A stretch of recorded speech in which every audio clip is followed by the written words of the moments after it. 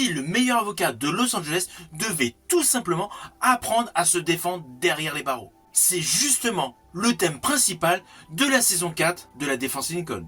C'est un chapitre audacieux, intime et sans doute le plus maîtrisé.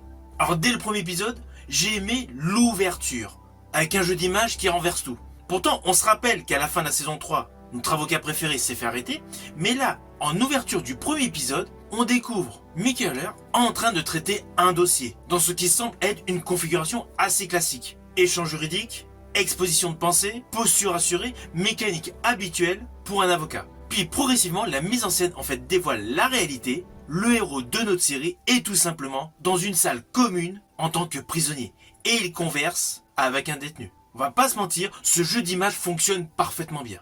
La réalisation joue sur nos habitudes en tant que spectateurs. Et justement, cette scène d'ouverture donne le ton à cette saison.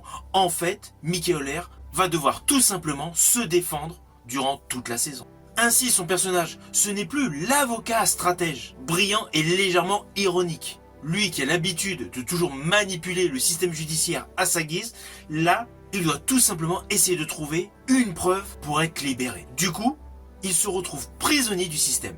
Et c'est là justement que cette saison gagne en intensité.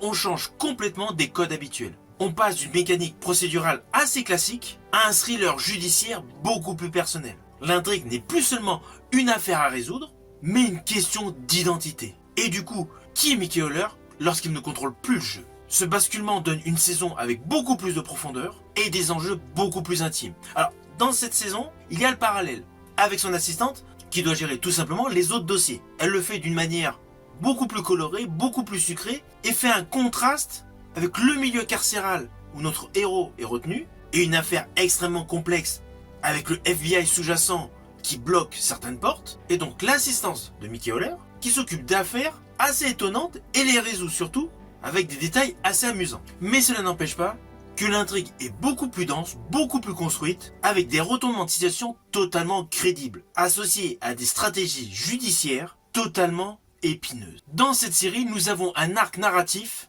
cohérent et tendu. Alors comme à l'accoutumée, chaque épisode alimente le suivant, mais cela n'empêche pas que cette série a gagné en maturité. La tension constante n'est jamais artificielle, et il y a un vrai travail sur la crédibilité des procédures, sur la psychologie des personnages et surtout la fragilité du héros, ce qui n'était pas forcément le cas dans les 3 précédentes saisons. Là, dans cette saison 4, il se montre vulnérable.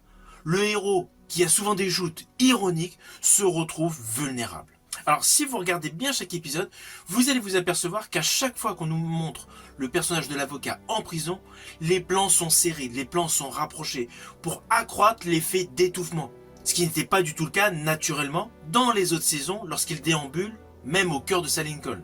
Et d'ailleurs, dans cette saison, la Lincoln ne devient qu'un vaste souvenir.